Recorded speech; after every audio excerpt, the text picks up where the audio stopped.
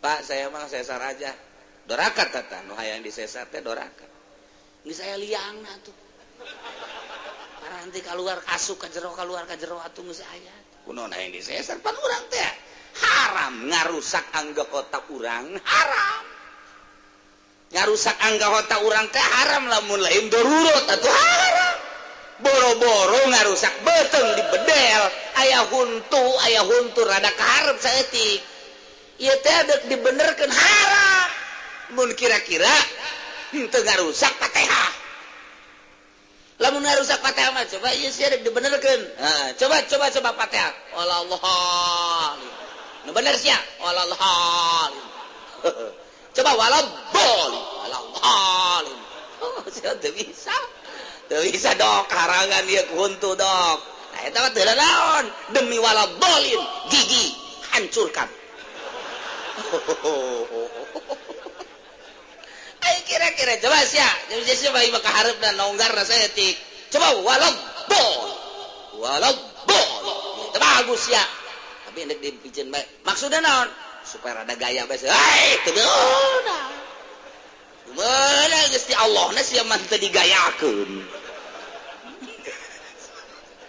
dikuatkeun haram tah deuleu dina kitab lah tuh masyaallah ngarobah huntu bae kira-kira bakal teu ngaganggu kana Fatihah haram komo ngabedel ieu masyaallah samarukna kumaha kecuali eueuh deui jalan emang baheula ge sesar teh eta ilmu kedokteran jang menolong pasien nu kira-kira teu lancar jalan biasana setelah diperhitungkan ieu mah moal bisa bener ingat sumpah kedokteran baheula wallahi demi Allah saya akan melaksanakan dan lain sebagainya gas eueuh di jalan untuk menyelamatkan pasien dan bayi bedel masalah tambah para jamaah kaum muslimin wal muslimat rahimakumullah alhamdulillahirabbil alamin sabada urang haul libur saminggu kemudian dina minggu ieu urang ngamimitian deui ngaji jang ngaji mah hajuna biasa bae nya teu sono aya lain ngaji mah mun diprekeun teh sono ngaji mah malah aya nu ngomong kieu ka kula ngaji henteu minggu isuk ngaji isuk kan teh perekene belum teh budak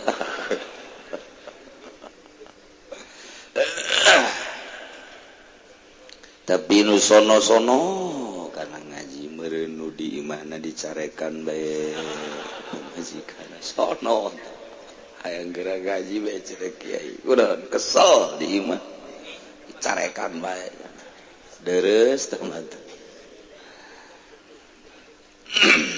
jelas mah alhamdulillahirabbil alamin urang dipaparina nikmat sehat nikmat afiat nikmat dibere tambahan umur hartina masih keneh dibere umur ku Gusti Allah urang gunakeun pake ngabakti ka Gusti Allah dumadeheus ka Gusti Allah dilolongkrang memeh maot urang gunakeun pake ibadah ka Gusti Allah subhanahu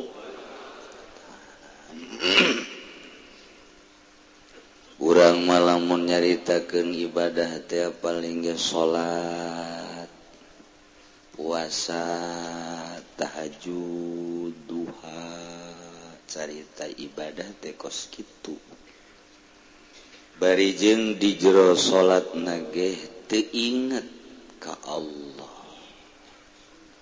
ingetna teh atuh kanu ku urang dipake karesep bae nu resep ka sekupi ya nu resep atuh ka jabatan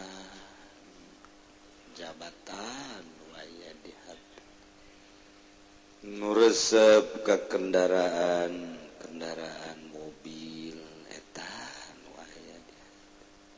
jadi rupa jeung wujud zahir nama ibadah di jero hate nama yakne batin nama wallahu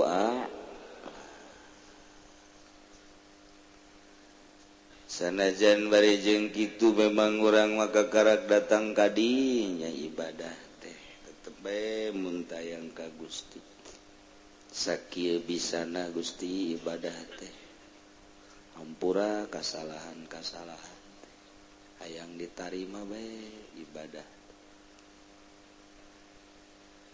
ari jelema anu dumadeheus terus ka Gusti Allah mah lain salat ibadah lain puasa ibadah lain eta bae di luar eta teh emang geus salat bae nya nama kadeleuna diu padahal salat kadeleuna maleumpang padahal salat kadeleuna mengedeng padahal salat ai urang mah kadeleuna salat padahal ke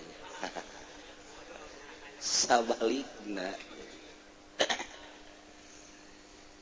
hese dobadak urang mah cukup bela wa adna nasib at-tasdiq wa taslim li ahli panghandap-hadapna bagian wilayah ngabenerkeun ka ahlina pasrah ka ahlina mencintai ahli-ahli Allah subhanahu wa ta'ala jadina kahirupanana ge wali mah tu beda jeung urang mun ditilik-tilik beda sanajan kadeleuna akur tetep bae beda sebab nu ngaran wali mah geus pepegatan jeung dunia jadi jangan telok aya ancul-anculan ngudag-ngudag dunia tilok biasa bae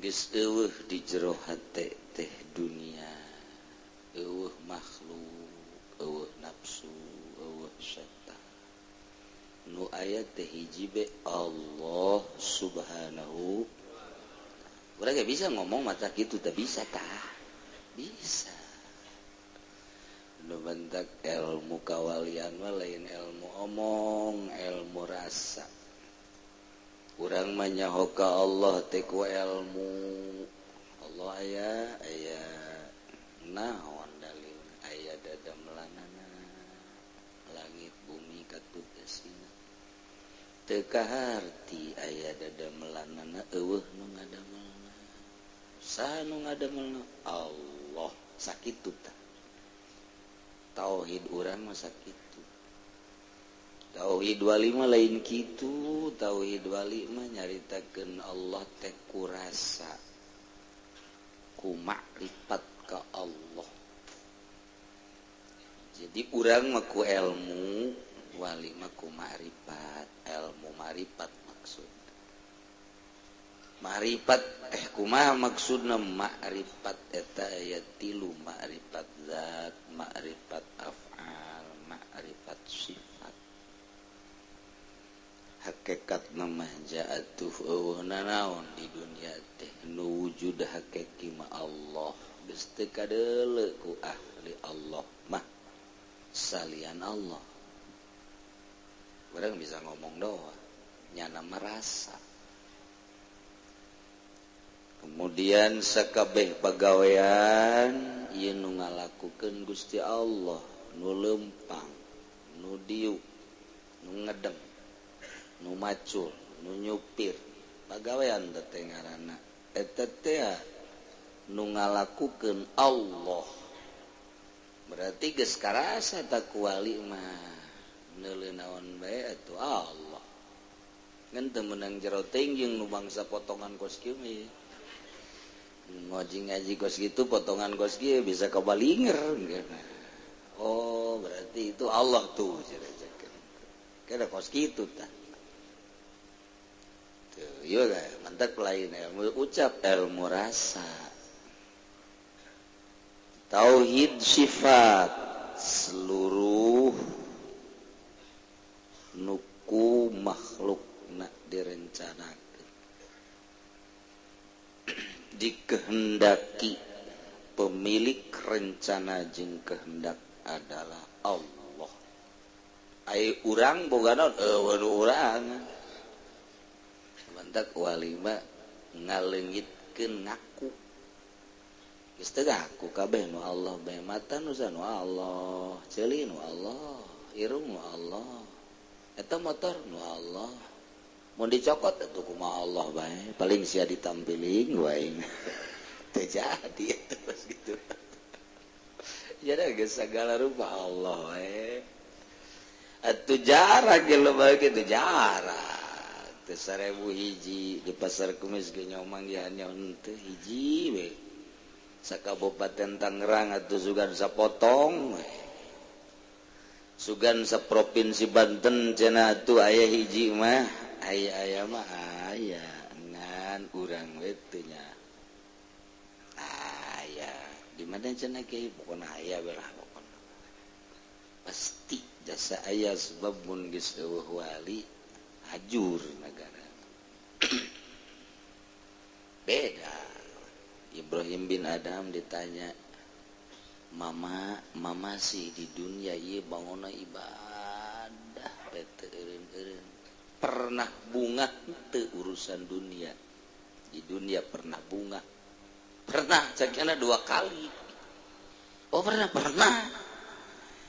datang ka kolot kieu ti leuletik pernah bunga 2 kali doang can pernah bunga deui wih di mana eta mama hiji waktu di kota kula diuk nungguan kendaraan teu puguh teu karuh datang aya nu nempiling bae bunga jasa cenah kula teu akur jeung urang teh teu akur jeung urang cek nu nanyapan kitu amat aneh tapi diantepeun eta ku muridna kos kitu si bunga cak hatena teh aneh kadua kali mama bunga nu kadua kali mama lain waktu sarua diuk di kota Jol aya anjing ngaletakan mama ajungi ihan mama bunga perasaan kitu amat sih kos kitu si bunga urang mah lain kan mengaji pernah bunga lain pernah deui kos kumaha kabari naik angkot masyaallah nu ngongkong mantap urang mau bunga teh kos kitu pan ngongkong si haji bunga teu make calana nyanana beuki jero tah mah kos kitu mah tuh oh dasar kabeuki burung tah mah teu beres beda tuh bunga wali jeung bunga urang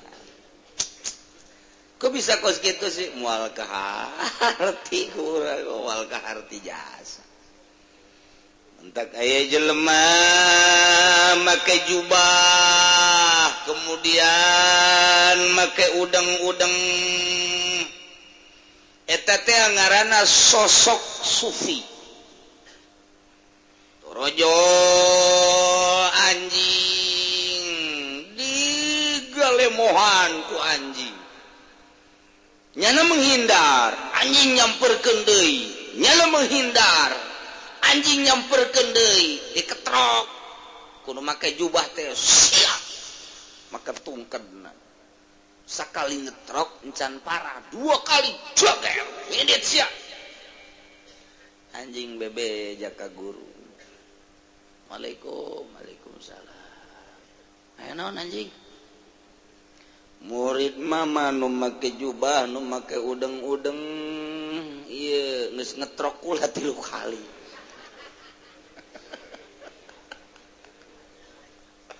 ayo pangcabutkeun udeng-udengna jeung jubahna cak anjing cabut lain sosok sufi nu kos kitu mah nu mantak kula ngadeukeutan ge dianggap ku kula sufi saha wallahu alam aing ngaranna mah ngan itu betuh nu aya di kota anu langsung ku guruna di teang ka ditu itu di teang ieu meureun anjing ieu bener panggilnya na ka imah madep ka imah maneh ngetrok anjing apa henteu oh kunaon diketrok atuh anjing atuh pan anjing si diketrok atuh nya gagal di bedan di kula bae di jubah kula malah deuk diletak pan eta teh najis mogolazo lamun eta kaletak ku anjing atuh kula pan moal bisa ibadah mata ku kula diketrok bae geus buka baju jubah sia buka udang-udang bikin ka agim ka ditu udang dah bikin lain kos kitu supi mah pan bisa gitu anjing mana nu mantak gagali bedan gitu kunaon nu mantak guguli bedan pakaian sufi dianggap kukula geus aya hilim dianggap kukula geus tersepen dunia dianggap kukulanya nages ka Allah bae nu mantak kula teh deuk menta tulung nu sabenerna mah horenganan ngan bajuna be supi jero nama jawara horenganan calo malah mah kos kitu ieu mah meureun jubah Golkar meureun ieu mah kos kieu mah ieu mantak dicopot ku gura teu kaharti kurang moal kaharti nyaritakeun dunia kawalian geus teu kaharti di awal aju salah eta teh kitu teh mun dina syariat teu salah mun geus dina hakikat mah salah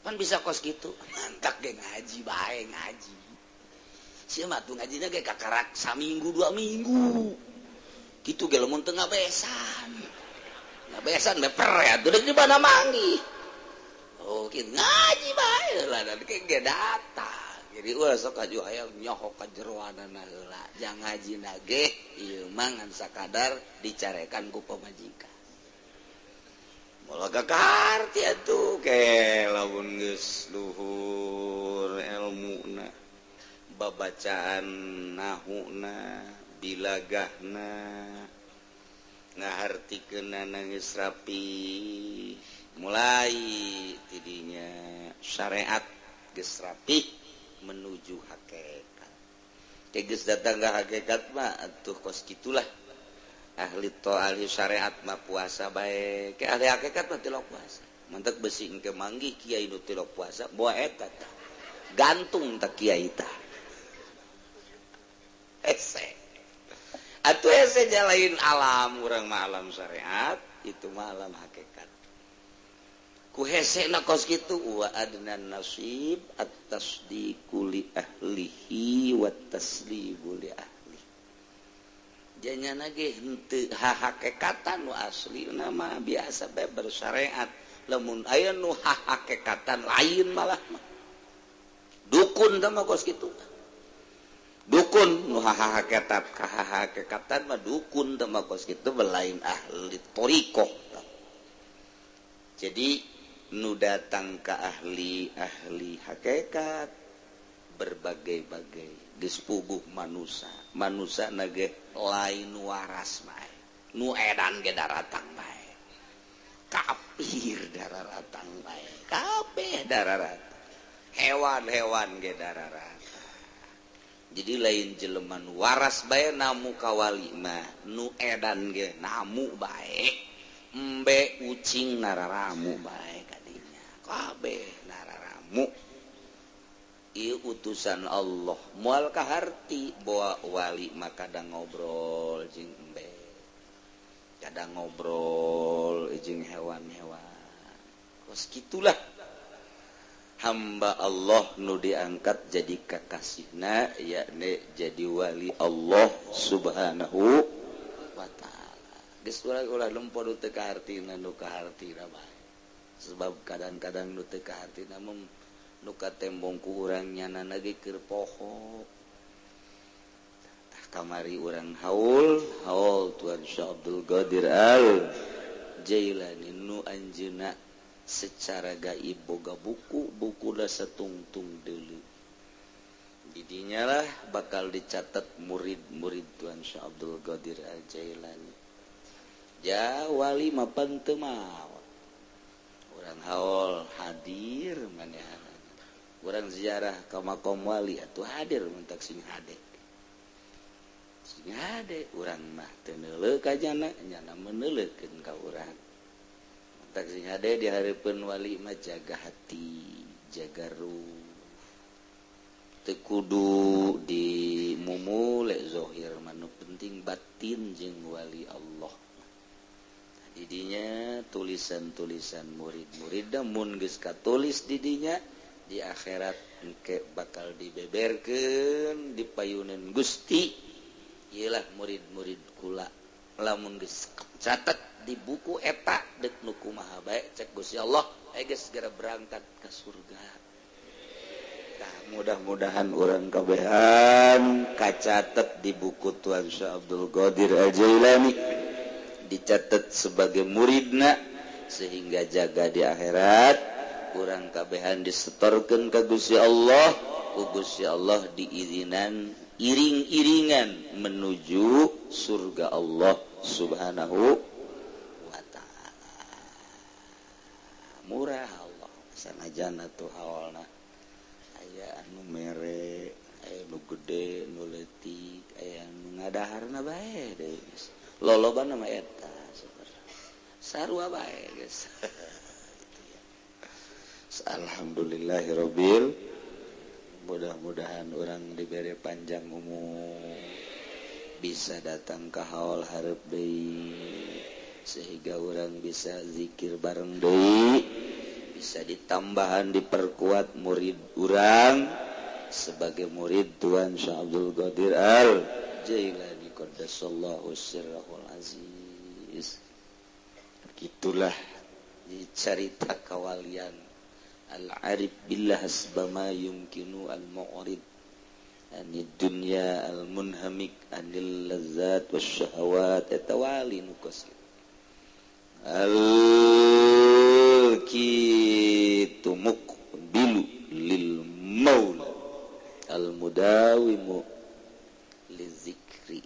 Kitulah ngaran wali Allah Subhanahu wa ta'ala.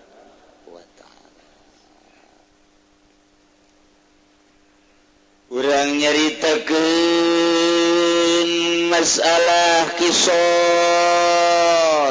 syariat nu teu dilakukeun di negara-negara anu lain negara Islam model di Indonesia teu. Harapan urang mah harapan sebagai muslimin muslimat warga jeung bangsa Indonesia Al-Qur'an dijadikan pedoman di Indonesia. Harapan urang di negara. Tetapi kieu kaayaanana lain beuki maju agama teh kebelah dia teh beuki mundur di negara mah. Lantaran atuh teu aya hiji bae aturan Al-Qur'anu aya di undang-undang negara. Berarti beuki mundur kebelah. Lain beuki maju. Neuleuh perkembangan rakyat mah beuki maju. Lembaga jeung yayasan luar biasa, tetapi di negara beuki mundur. Lantaran hiji-hiji acan nu memperjuangkeun agama. Berarti engke bisa-bisa ribut antara rakyat jeung pemegang negara pemerintah sebab teu seiring teu sejalan. Dipaksa ke rakyat ku pemerintah titah nuturkeun aturan-aturan pemerintah lantaran melencengna luar biasa pasti rakyat dage embung nuturkeun. Lamun geus teu sejalan pasti ribut. Nu ngaributkeunana moal jauh ti tangkorak Amerika. pasti wah piributan gede ya mantep ya geus Irak diributkeun ku ari Iran geus siap Mesir diributkeun Syria Turki geus diributkeun deui Amerika tinggal Indonesia deuk diributkeun henteu wah cenah kieu sombong amat jeung nyanyahoanan cak aing endeg-endeg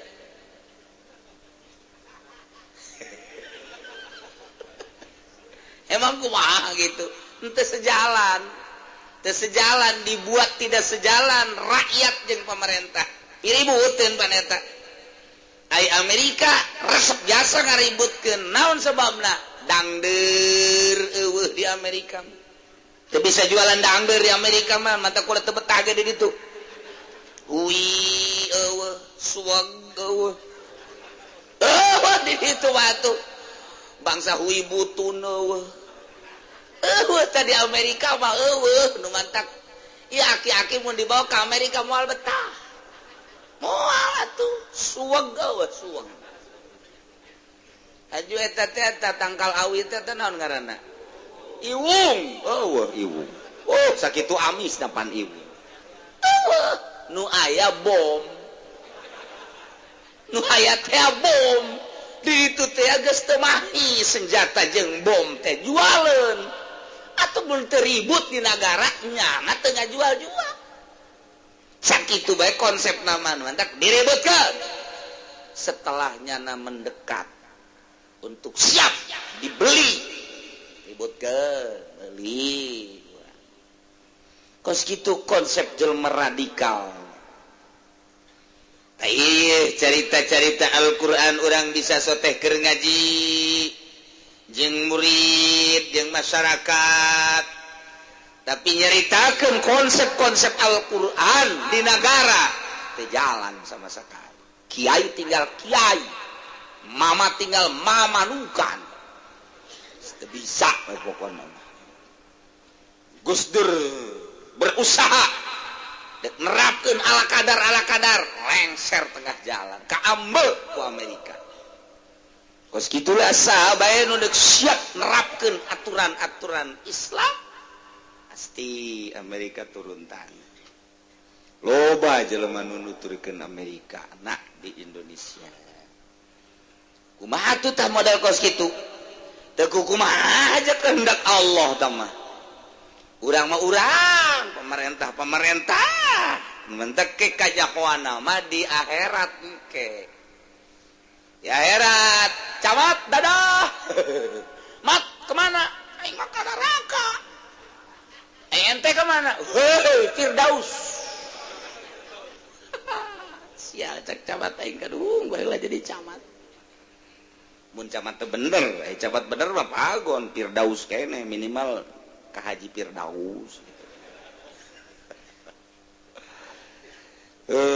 lamun bener itu kadi itu arahna do bener salah sedengkeun konsep-konsep pemerintah di urang teu akur jeung Al-Qur'an ngan lamun urang terus bae ngabebener negara make aturan demokrasi nu bener engke ge bakal aya mimpar-mimpar jeung Al-Qur'an kulantaran urang mah dipandu ieu teh ku Amerika tuh kos ki tungtung nama lain teh naon di negara ge paling Soeharto ge geus ngabukakeun di akhir hayatna menjelang akhir hayat Soeharto ge nyaritakeun de keluar tina belenggu Amerika pan Soeharto teh pan terketahui teh ku wamehan nu membaca tentang Soeharto akan keluar dari belenggu Amerika untuk bangsa jeung negara nu mantep nyana kunjungan ge ka Misra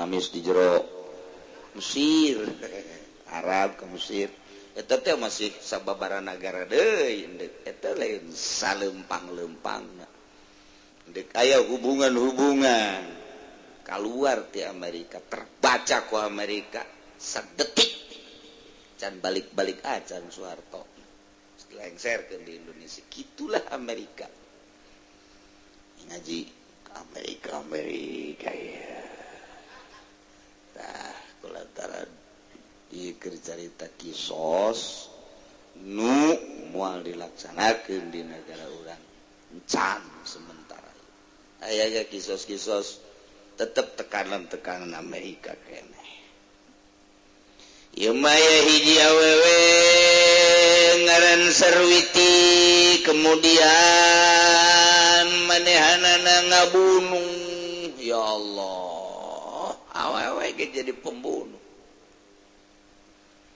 Wow, pokoknya di negara demokrasi kos urang kieu sarua bae aya hak ajasi manusia.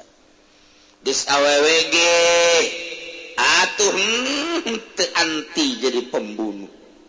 Jakuari mah di Indonesia mah akur bae. Salaki digawe awewe ngasuh. Menang saminggu salaki ngasuh awewe digawe.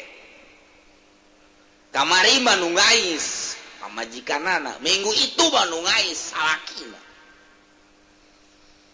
salakina main bola minggu iya pamajikana main bola gua tuh di negara urang aja kos kitu atuh kamari salakina tinju minggu itu pamajikana tinju jadi sarua bae akur bae baju sapake, celana sapake, kaos sapake, sepatu sapake.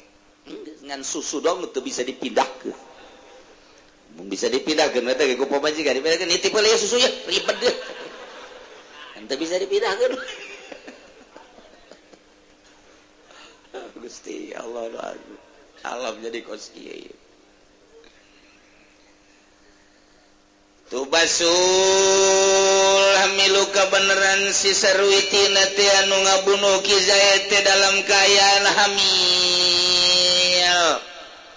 Sanggeusna dilaporkeun ku pihak keluarga Ki Zaid panggil nya Sarwiti. Sanggeusna dipanggil diinterogasi di BAP tanya demi pertanyaan satu persatu ngakulah Sarwiti otomatis karenanya Sarwiti membunuh atuh kudu dibunuh deui mu masalah ngan keur hamil anak-anak mah atuh ieu hirup mun Sarwiti dibunuh atuh milu pae ieu widungan ya nek reureuneuhan eta kudu kumaha tah Sarwiti keur hamil ngabunuh Ki Zaid. Taeta teh kapan Sarwiti kudu dibunuh dengan kulantaran hamil, ulah langsung dibunuh. Ieu ngaistisna bahasa Ki Musannif nu tadi.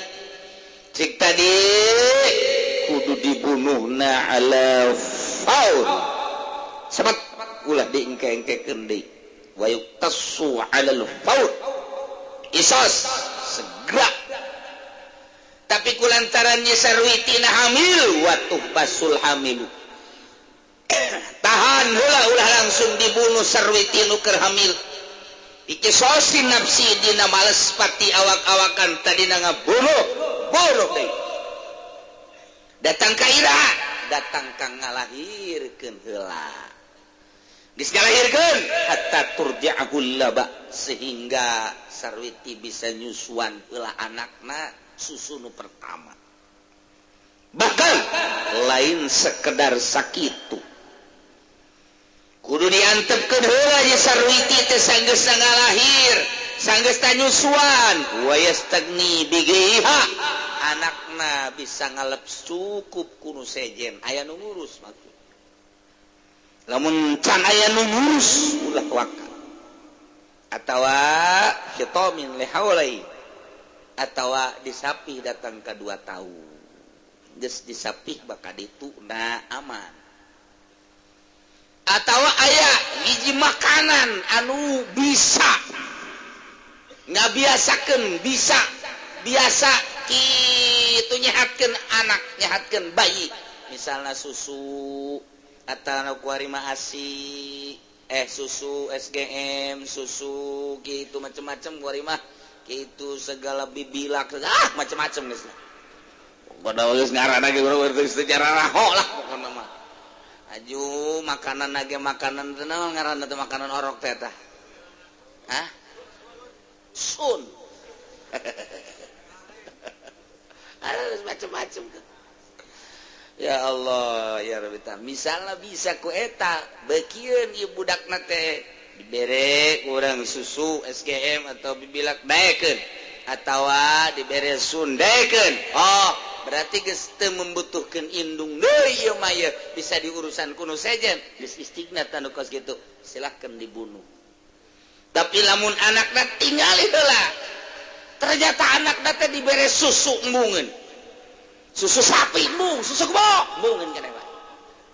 Teu daekeun ieu mah orok teh teu daekeun dibere susu bangsa susu kaleng teh teu daekeun. Dibere sun dan lain sebagainya teu daekeun. Coba kembali deui ke masa lampau make cau apu. Krok. Cau apu dikerok make naon kana kitu ngaranna sendok. Set. Daharkeun ka budak orok. Teu daekeun indungna anu ngadahar. Ya bagata indung teh resep neuleuh sok ngahuapan. Engke mun ditanya bae, "Dekar moalah sakeuna." Atuh emang bagi dua jeung anak. Anakna masa kali indungna 5 kali. Balik ngahuapan anak orang ngahuapannya anak. Nah, nu jelas orok teh teu daekeun dibere makanan-makanan, susu lain nyana mah resepna ngan sakadar susu ibuna bae asik. Tah eta teh teu meunang waka dibunuh. Lamun geus daekeun make makanan nu ngurusna aya ieu kakarak dibunuh sarwiti. Kisos adil jasa agama insyaallah datang ka kos kitu. Wasahihu tasdiku hafi hamliha kawal sahih ngajelaskeun kudu dibenerkeun anu hamil dina pengakuan hamilna tanpa aya rukareka jeung rusak-rusakan. Andai kata Nyi Sarwiti dek dibunuh lantaran ngabunuh deui da kudu masalah. Begitu Sarwiti diinterogasi diputus kudu dibunuh deui kisos ngaranna. Cek Sarwiti teh kula dalam keadaan hamil. Kumaha tah? Meureun embung waka dibunuh Nyi Sarwiti teh. Ai baheula mah baheula diangsongkeun ka dukun Paraji.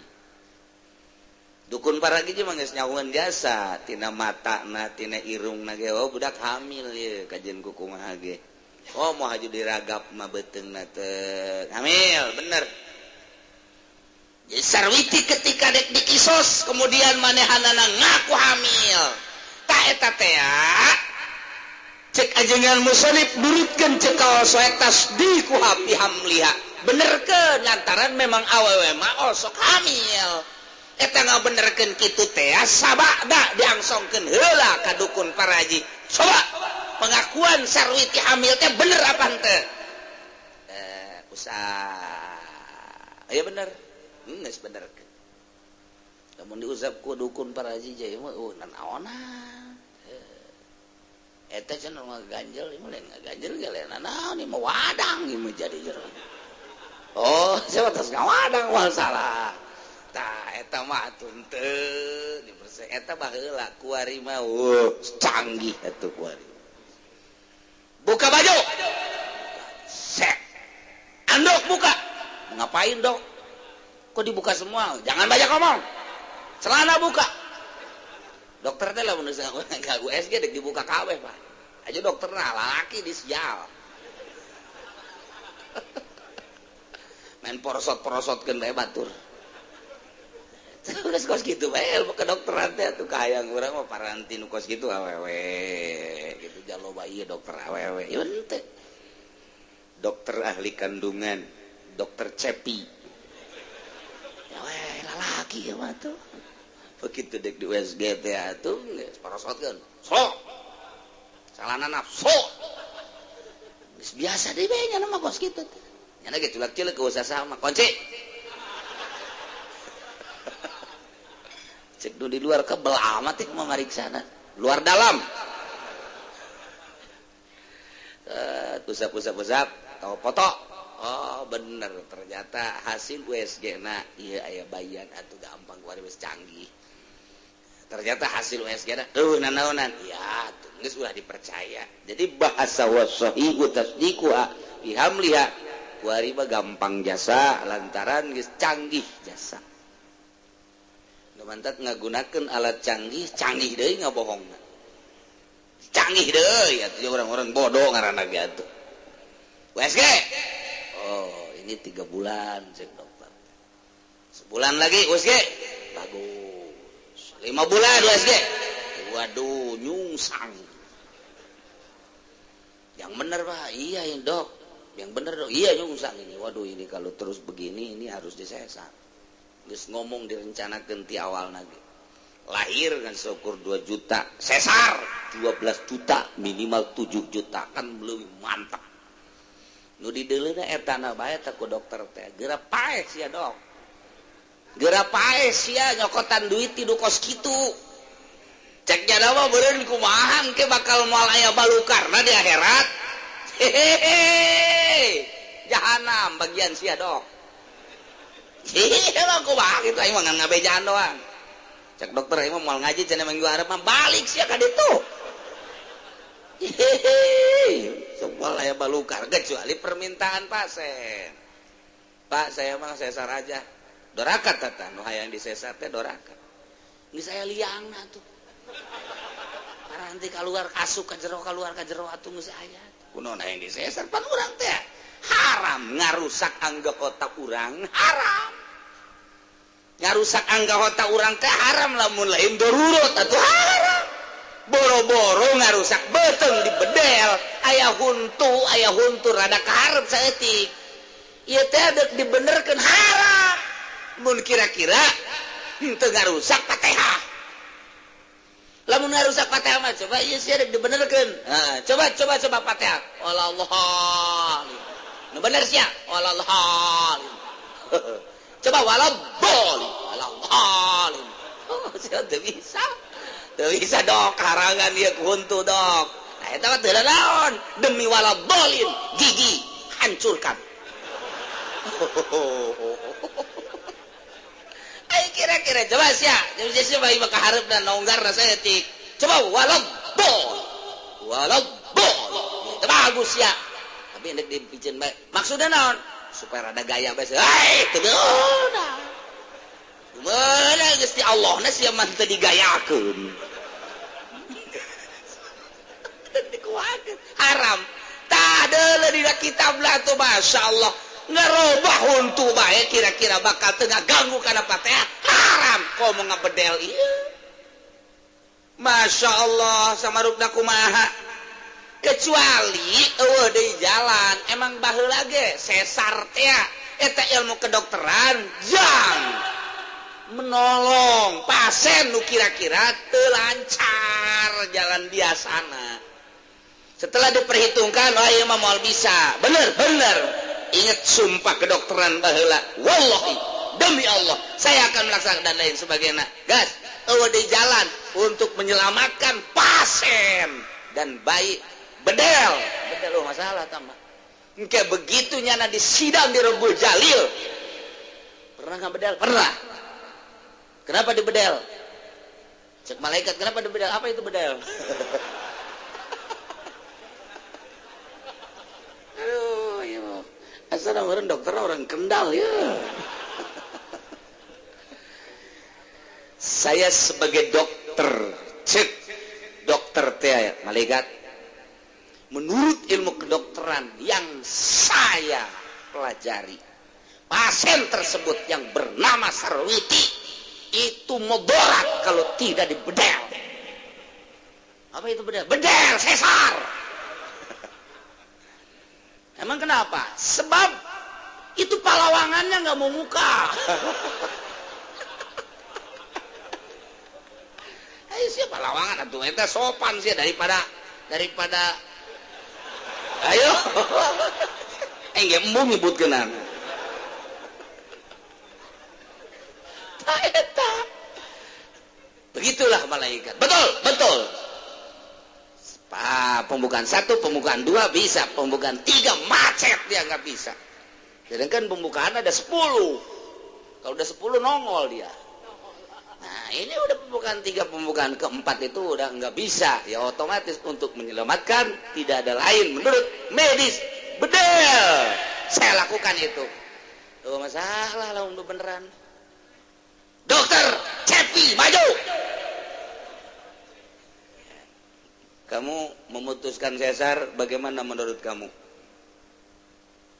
7 juta. Saya taikin lagi jadi 12 karena rumah sakitnya punya tunggakan. Kamu lihat Ono? Apa itu? Ono jahanam? Iya saya lihat itu. Itu tempat kamu? Oh masa sih malaikat? Jangan masa-masa, seret si Cepi diseret. Temenang, kecuali permintaan pasien. Dok, saya hamil tapi saya pengen disesar aja. Emang kenapa? Alasannya kenapa? Ya supaya pelawangan saya utuh. Sebab suami saya nanti bahaya nih kalau nggak utuh nih. Oh, banyak orang Lampung yang putih-putih. Nah, eta mah engke si pasien ieu nu bakal disidang di hareupeun Allah. Kunaon si hayang dibedel, embung dibedel hayang dibedel hayang dibedel di sesar bae. Kunaon? Pan aing geus gajadiakeun parantina. Geus teu bisa ngomong neraka. Masya Allah. Tah ieu urang ngaji teh lain sakadarna naon supaya urang tersentuh, supaya urang renyet sieun ka Gusti Allah.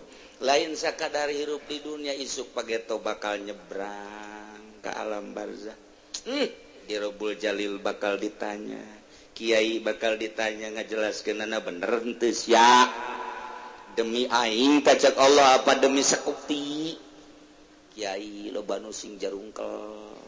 Komo Ki Golkar, geus kajungkel jasa taman. Boh cenah Kiai sok sosombongan aing mah sakalian sombong ngajungkel.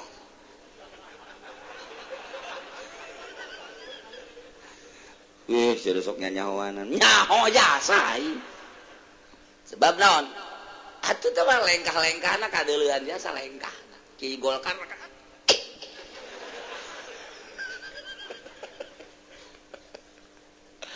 aduh, anu jambuga eueuh. Boga santri 500, sok Pak Golkar. Tinggal sapotong deui santri. Deuleu ti Pandeglang, Serang, Tangerang, acun ku Golkar. Aing mah jangan sakadar supaya kiai ulah ka Golkar. Adapun Golkar mah deuk aya bae terus bae mah eta mah emang calon neraka. Ngan kiai hayu urang babarengan. Deuleu ta deuleu. Aing mah jadi bukti bae. Tasik asup ka Golkar, ludes. Pangajianana ludes kabeh. Berarti kan terido Gusti Allah. Tinggal sakitu doang. Garut mau dibejakeun. Guru aing malah mah. Pasantren ada 2 tingkat. Wah, agreng jasa. Masya Allah. Sok ka Golkar. Harmoko asup ka dinya. Sabulan plak. Wassalam. Selesai. Ganti jadi yayasan. Berarti teridoin Allah. Gitu bae sih. Tangerang. Mau disebutkan gua yang ngarana. Aisyahnya homatung geus. Aing mantap ngomong gitu urang agama deuk dikumahakeun eta teh bisa ngaji nyana ludes. Di ai kapetilu mah kapetilu nu tadina 100 jadi 50 deres kene. Deres artinya berarti nyana aya tadi jerona ka agama-agama nu Golkar geus. Wassalamualaikum warahmatullahi wabarakatuh. Tanpa kula mendiskreditan Golkar, tetapi maksudnya kiai supaya introspeksi. Jakos gitu bibuktian. Tok di Surabaya, teguring ngomongkeun ku kula. Beuh aya kiai zaman kula baheula hayang ngaji ihya. Neangan aing ka Surabaya. Deuk kalugot ihya aya di ditu. Aya 2, Tuban hiji, Surabaya hiji. Pilih ku kula, deuk di Tuban bae. Ngalugot. Masya Allah, kula rimbasak. Numatak rimbasak bungah jasa ngaji malam Jumat ihya. Eta nu ngaji marake sapeda, marake motor, marawa kitab ihya masyarakat. Ya Allah, cakula ieu. Wah amat sih masyarakat. Ustad kiai di Jawa ngaranna ge, di kota teh 60 kilo. Kadinya tak ka pesantren.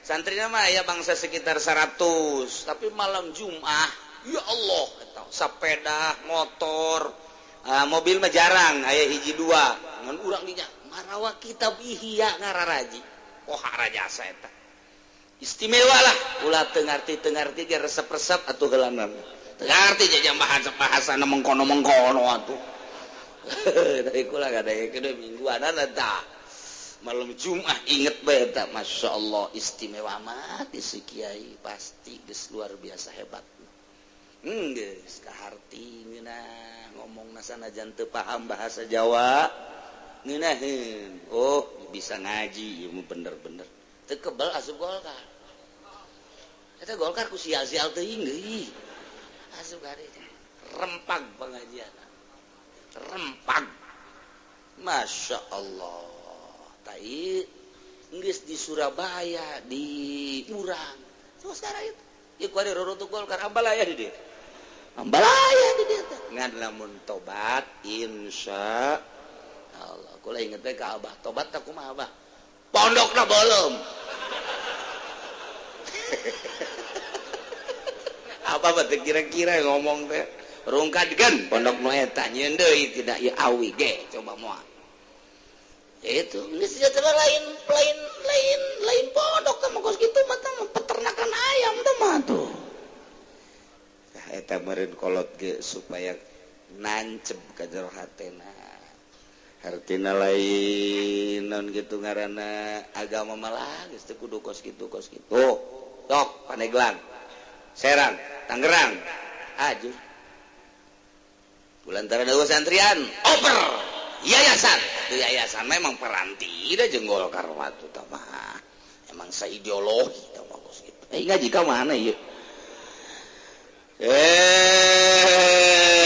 ya awewe sarwiti dek dieksekusi dikisos kebenaran ngaku manehanana teh hamil ta eta teh setelah ditegaskeun ka dukun paraji atawa ka dokter anu mahir melalui USG nyata keur hamil tasdiquha fi hamliha bi ghairi makhilah wa man qatala bi muhaddadin wallahu a'lam